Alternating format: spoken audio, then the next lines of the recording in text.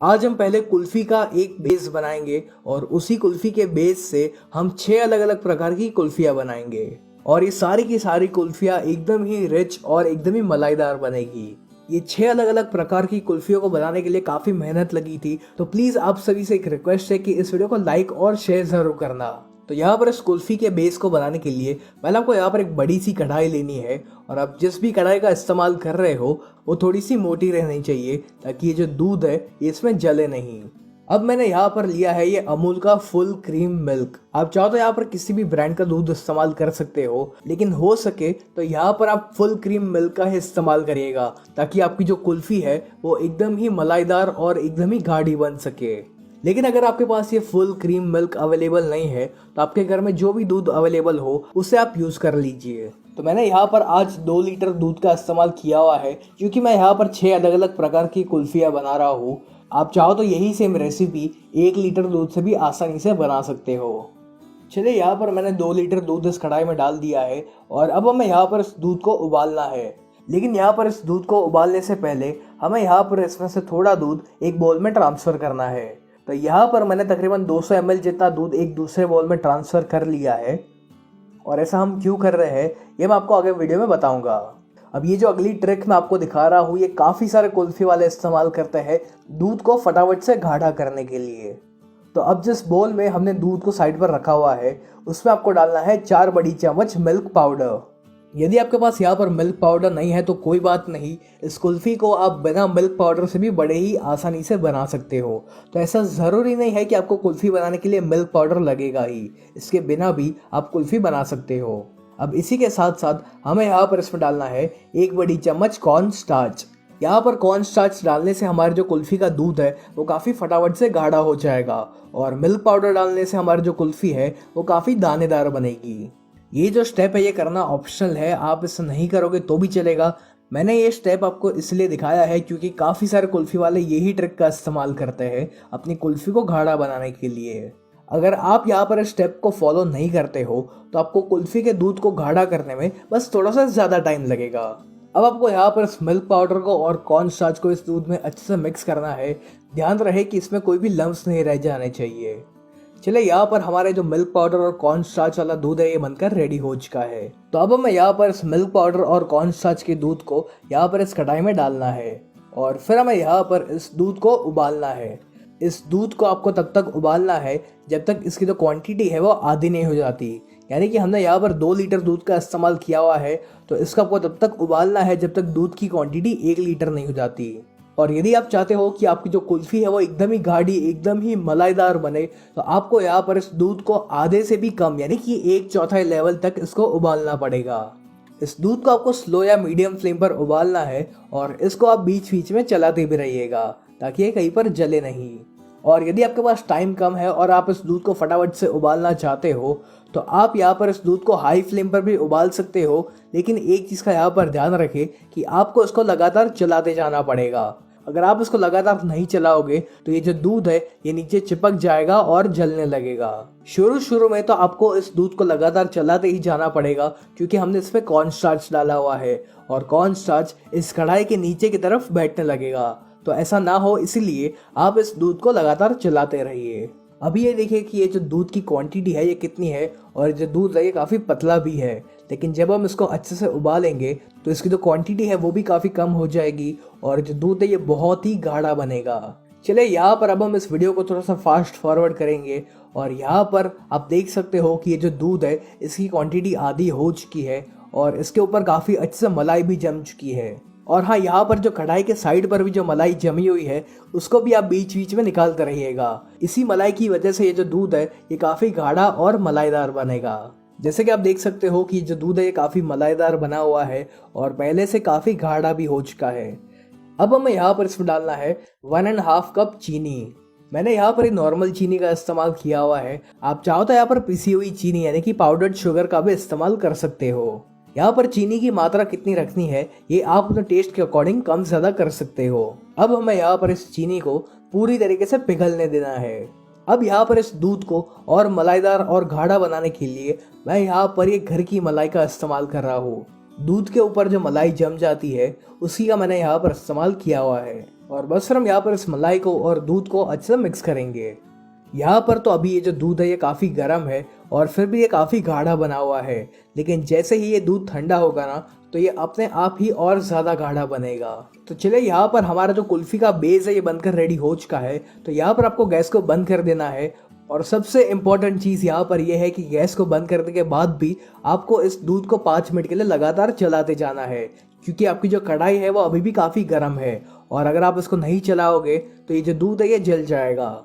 या फिर आप क्या कर सकते हो कि इस दूध को किसी एक पतीले में या फिर दूसरे बर्तन में ट्रांसफ़र कर सकते हो। चले यहाँ पर जो कुल्फ़ी का बेस है ये रूम टेम्परेचर पर आ चुका है और अब ये काफ़ी गाढ़ा, मलाईदार और बहुत ही दानेदार बना हुआ है। अब देखिए आपके पास यहाँ पर 2 रास्ते हैं। यदि आपको दानेदार कुल्फ़ी पसंद है तो आप इस दूध को ऐसे ही इस्तेमाल कर सकते हो, लेकिन यदि आपके घर में छोटे बच्चे हैं जिनको दानेदार कुल्फ़ी पसंद नहीं आती तो फिर आप यहाँ पर क्या कर सकते हो कि इस कुल्फ़ी के बेस को आप एक मिक्सर जार में ट्रांसफ़र कर लीजिए और फिर आपको इसको थोड़े सेकेंड्स के लिए ही ब्लेंड करना है। और ऐसा करने से ये जो कुल्फ़ी का बेस है ये एकदम ही स्मूथ हो जाएगा। यहाँ पर मैंने इस कुल्फ़ी के बेस को अच्छे से ब्लेंड कर लिया है और अब ये एकदम ही स्मूथ हो चुका है। तो अब हम यहाँ पर इसी कुल्फ़ी के बेस से 6 अलग अलग प्रकार की कुल्फ़ियाँ बनाएंगे। तो आज हम यहाँ पर चॉकलेट कुल्फ़ी, केसर इलायची कुल्फ़ी, मावा dry fruit kulfi, strawberry kulfi, पिस्ता कुल्फ़ी और सभी बच्चों की फेवरेट टूटी फ्रूटी कुल्फ़ी यहाँ पर बनाने वाले हैं। सबसे पहले हम यहाँ पर केसर इलायची कुल्फ़ी बनाएंगे जिसका फ्लेवर बहुत ही बढ़िया आता है। तो यहाँ पर इस केसर इलायची कुल्फ़ी को बनाने के लिए आपको एक छोटे से बॉल में थोड़ा सा दूध लेना है और फिर हम इस दूध के अंदर थोड़ा सा केसर डालेंगे और अब हमें यहाँ पर इस दूध को साइड पर 10 मिनट के लिए रेस्ट करने के लिए रखना है ताकि जो केसर का रंग और फ्लेवर है वो इस दूध के अंदर आ जाए। अब जो कुल्फ़ी का बेस था उसको मैंने इस प्रकार के एक बोल में ट्रांसफ़र किया हुआ है और फिर जो केसर वाला दूध हमने रेडी किया हुआ था वो हमें यहाँ पर इसमें डालना है। अब इसी के साथ साथ मैं यहाँ पर इसमें डाल रहा हूँ 1/4 टीस्पून इलायची पाउडर यानी कि कार्डमम पाउडर। यदि आपको इलायची पाउडर का टेस्ट पसंद नहीं आता तो आप इसे नहीं डालोगे तो भी चलेगा। अब बस हम यहाँ पर इन सभी चीज़ों को अच्छे से मिक्स करेंगे और फिर इस कुल्फ़ी में एक अच्छा सा रंग लाने के लिए मैं यहाँ पर बिल्कुल थोड़ा सा येलो फूड कलर का इस्तेमाल कर रहा हूँ। ज़्यादा फूड कलर आपको यहाँ पर इस्तेमाल नहीं करना है, यहाँ पर 2-3 बूंद फूड कलर की काफ़ी रहेगी। यहाँ पर फूड कलर डालना टोटली ऑप्शनल है, आप इसे नहीं डालोगे तो भी चलेगा क्योंकि इससे कुछ टेस्ट में तो फ़र्क पड़ने वाला है नहीं। तो बस जैसा कि आप देख सकते हो कि यहाँ पर जो केसर इलायची कुल्फ़ी का दूध है ये बनकर रेडी हो चुका है। तो अब हम यहाँ पर इस दूध को इस प्रकार के एक कुल्फ़ी के मोल्ड में ट्रांसफ़र करेंगे। यदि आपके पास ऐसा कुल्फ़ी मोल्ड नहीं है तो आप किसी भी ऐसे छोटे ग्लास का इस्तेमाल कर सकते हो या फिर आप इस कुल्फ़ी को एक कटोरी के अंदर भी जमा सकते हो। आप चाहो तो यहाँ पर इस कुल्फ़ी के अंदर थोड़ा सा ड्राई फ्रूट्स वगैरह भी डाल सकते हो। अब बारी आती है हम सभी की फेवरेट चॉकलेट कुल्फ़ी बनाने की। तो यहाँ पर इस चॉकलेट कुल्फ़ी को बनाने के लिए आपको यहाँ पर एक छोटी सी डेयरी मिल्क लगेगी। मैंने यहाँ पर जो 20 रुपये वाली डेयरी मिल्क आती है उसी का यहाँ पर इस्तेमाल किया हुआ है। तो एक बोल में मैंने यहाँ पर इस कुल्फ़ी के बेस को डाला हुआ था और इसी में हमें यहाँ पर इस डेयरी मिल्क के टुकड़ों को डालना है। आप चाहो तो यहाँ पर इस डेयरी मिल्क को एक बार मेल्ट करके भी इस्तेमाल कर सकते हो। अब इसी में हमें यहाँ पर डालना है 1 बड़ी चम्मच कोको पाउडर। यदि इस टाइम पर आपके पास कोको पाउडर अवेलेबल नहीं है तो फिर आप यहाँ पर किसी भी चॉकलेट बिस्किट को एक बार ग्राइंड कर लीजिए और उसका पाउडर आप यहाँ पर इस्तेमाल कर सकते हो। अब बस हमें यहाँ पर इसको अच्छे से मिक्स करना है और गर्मी के कारण ये जो डेयरी मिल्क है ये अपने आप ही यहाँ पर मेल्ट हो जाएगी। चलिए यहाँ पर जो चॉकलेट कुल्फ़ी का बेस है ये भी बनकर रेडी हो चुका है। तो इस चॉकलेट कुल्फ़ी बेस को हम एक कटोरी में ट्रांसफ़र करेंगे और फिर इसके ऊपर मैं ये घर में बनाई हुई चोको चिप्स यहाँ पर डाल रहा हूँ। यहाँ पर जो चोको चिप्स है इनको घर में बनाने के लिए आपको यहाँ पर एक ऐसा पतीला लेना है और इस पतीले में हम लगभग 2 या 3 गिलास जितना पानी ऐड करेंगे और इस पानी को हम एक बार उबलने देंगे। पानी जब एक बार उबलना शुरू हो जाए तब आपको यहाँ पर इसके ऊपर इस प्रकार का एक बोल रखना है और फिर हम इसमें ऐड करेंगे आधा कप डार्क चॉकलेट और फिर हम यहाँ पर इस डार्क चॉकलेट को पूरी तरीके से मेल्ट होने देंगे। चलिए यहाँ पर जो चॉकलेट है ये अच्छी तरीके से मेल्ट हो चुकी है। तब आपको यहाँ पर इस मेल्ट की हुई चॉकलेट को एक पाइपिंग बैग में या फिर किसी भी एक दूध की थैली या किसी एक प्लास्टिक बैग में ट्रांसफर करना है और फिर इस पाइपिंग बैग में आपको बिल्कुल छोटा सा एक छेद बनाना है और फिर इस मेल्ट की हुई चॉकलेट को आपको किसी भी एक ट्रे में या फिर एक प्लेट में इस प्रकार से डालना है ये जो चोको चिप्स बनाने का काम है, ये आप अपने बच्चों को दे सकते हो। उन्हें ये काम करने में बहुत ही मज़ा आएगा और साथ ही साथ उनका टाइम भी अच्छे से स्पेंड हो जाएगा। यदि आपके पास पाइपिंग बैग अवेलेबल नहीं है तो इस प्रकार से आप दूध की थैली से भी इसको बना सकते हो। बस इसी तरह मैंने ये सारी चोको चिप्स बनाकर रेडी कर ली हुई है। चलिए अब आपको यहाँ पर इस चोको चिप्स को फ्रीज़र में 10 मिनट के लिए रखना है ताकि ये अच्छे से सेट हो जाए। यहाँ पर तकरीबन 10 मिनट हो चुकी है और जैसे कि आप देख सकते हो कि ये जो चोको चिप्स है ये बहुत ही अच्छे से सेट हो चुकी है। तो देखा ना आपने कि घर पर चोको चिप्स बनाना कितना आसान है। अब बारी आती है पिस्ता कुल्फी बनाने की। तो यहाँ पर पिस्ता कुल्फी को बनाने के लिए मैंने एक बाउल में थोड़ा सा कुल्फी बेस लिया हुआ है और अब हम यहाँ पर इसमें ऐड करेंगे बारीक कट किया पिस्ता। वैसे देखा जाए तो मार्केट में पिस्ता का एसेंस भी आता है, तो आप उसका भी यहाँ पर इस्तेमाल कर सकते हो। मैं यहाँ पर सिर्फ थोड़ा सा बारीक कट के पिस्ता डाल रहा हूँ और थोड़ा से पिस्ता मैंने साइड पर बचा कर रखे हुए हैं जिसको हम कुल्फी के ऊपर की तरफ लगाएंगे। और अब इस कुल्फी में एक अच्छा कलर लाने के लिए मैं यहाँ पर इसमें बिल्कुल थोड़ा सा ग्रीन फूड कलर डाल रहा हूँ। हमें बस यहाँ पर फूड कलर के 2 या 3 ड्रॉप्स का ही इस्तेमाल करना है। और जैसा कि आप देख सकते हो कि यहाँ पर जो पिस्ता कुल्फी का बेस है ये भी बनकर रेडी हो चुका है। तो इस पिस्ता कुल्फी के दूध को भी हम यहाँ पर एक कटोरी में और एक कुल्फी के मोल्ड में ट्रांसफर करेंगे और इस कुल्फी के ऊपर हम थोड़ा सा और पिस्ता डालेंगे ताकि ये दिखने में और अट्रैक्टिव लग सके। अब हम बनाएंगे मिक्स ड्राई फ्रूट मावा कुल्फी। तो यहाँ पर इसको बनाने के लिए आपको थोड़ा सा कुल्फी का बेस एक मिक्सर जार में डालना है और उसी में हम ऐड करेंगे 1 बड़ी चम्मच मावा। यदि आप ये जानना चाहते हो कि आप घर पर मावा कैसे बना सकते हो तो उसके वीडियो की लिंक मैं आपको नीचे डिस्क्रिप्शन बॉक्स में दे दूंगा। और इसी के साथ साथ हम इसमें 1/4 टीस्पून इलायची पाउडर यानी कि कार्डमम पाउडर यहाँ पर डालेंगे ताकि इसका जो फ्लेवर है वो काफ़ी बढ़िया आए। और बस फिर हमें यहाँ पर इसको एक बार ब्लेंड करना है।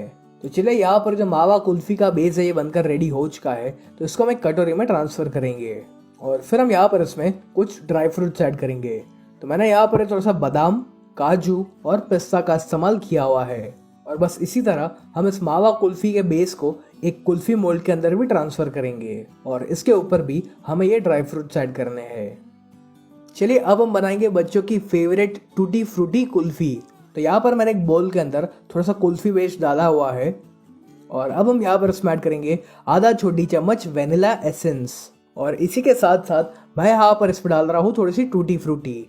और ये जो टूटी फ्रूटी है ये मैंने घर पर ही बनाई है। यदि आप भी ये जानना चाहते हो कि आप घर पर टूटी फ्रूटी कैसे बना सकते हो तो उसका मैंने वीडियो बनाया हुआ है और उसके वीडियो के लिंक मैं आपको नीचे डिस्क्रिप्शन बॉक्स में दे दूंगा।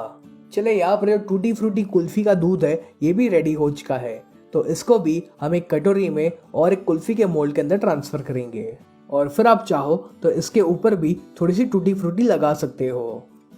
अब बारी आती है स्ट्रॉबेरी कुल्फी बनाने की। तो यहाँ पर एक स्ट्रॉबेरी कुल्फ़ी बनाने के लिए मैंने यहाँ पर जो कुल्फ़ी का बेस है इसको एक बाउल में ट्रांसफ़र कर लिया है और अब हम इसमें ऐड करेंगे स्ट्रॉबेरी एसेंस।